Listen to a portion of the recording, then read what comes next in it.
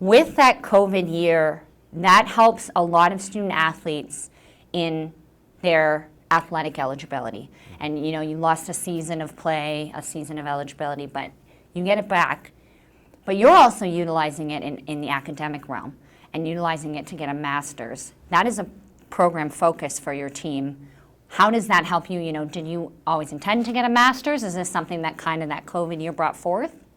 I like to call it the golden zone. I think that my class and some of the younger kids were in that perfect zone at like far along enough in their degree to where a master's could be started and finished by the time they are done playing. And that was for my case.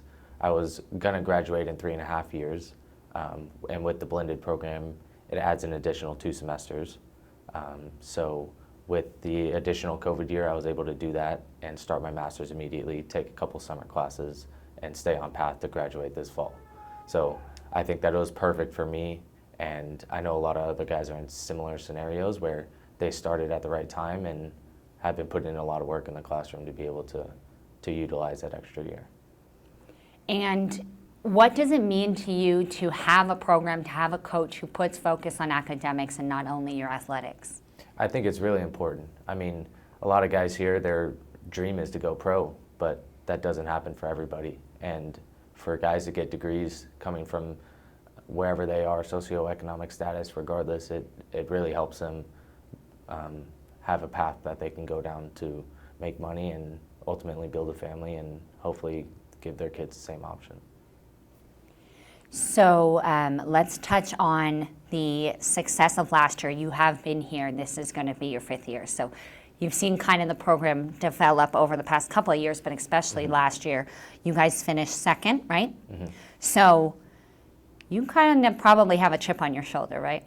Definitely. So going into this year, how do you take that success from last year and build upon it? We touched on the bringing back those 8 of 11 starters, those big returners. You're probably a leader on the team. How do you take that momentum from last year and how are you going to utilize it this year?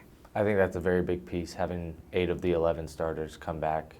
Obviously, we're missing big pieces that we lost last semester or last fall, but hopefully the new guys can come in and step up and bring different energy that ultimately will get us that extra win in conference and hopefully help us win.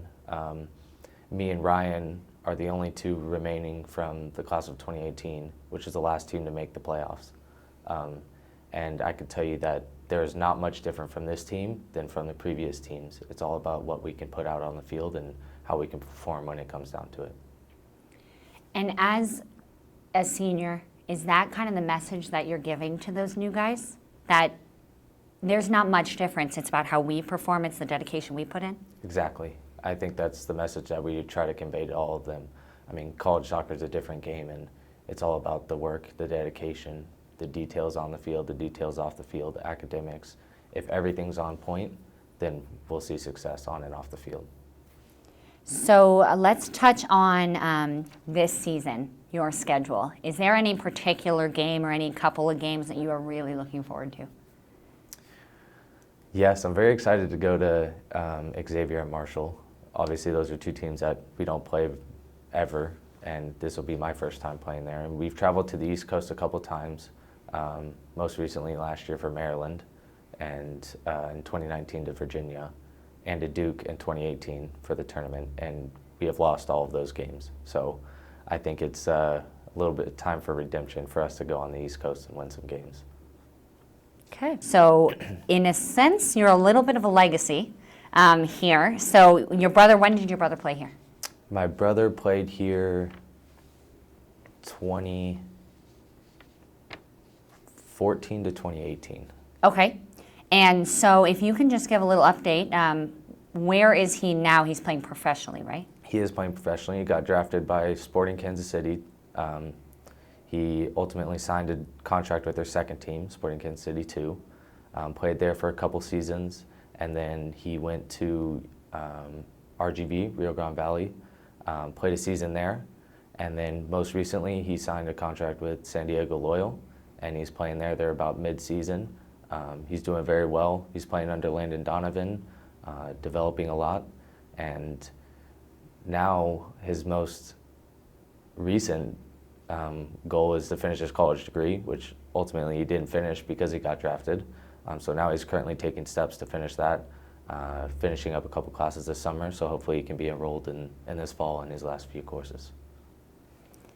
So do you find, I'm sure there's maybe some comparisons that are made between you and your brother, and maybe, you know, sometimes shoes to fill or comparisons, but you're also making a name for yourself and carving your own path. Did you choose to come here to follow him?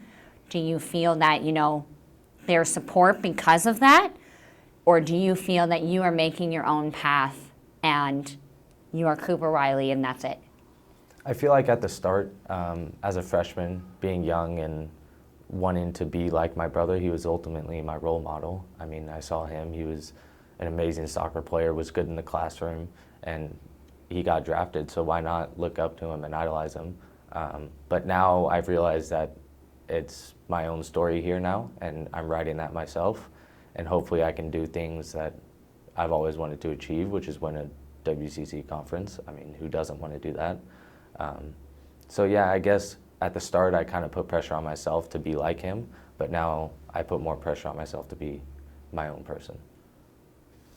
Cooper, is there anything that we haven't touched on about yourself this season, your team, that you wanted to add? No, other than I'm just excited to have another season, a fifth year, last chance. So hopefully we can win something.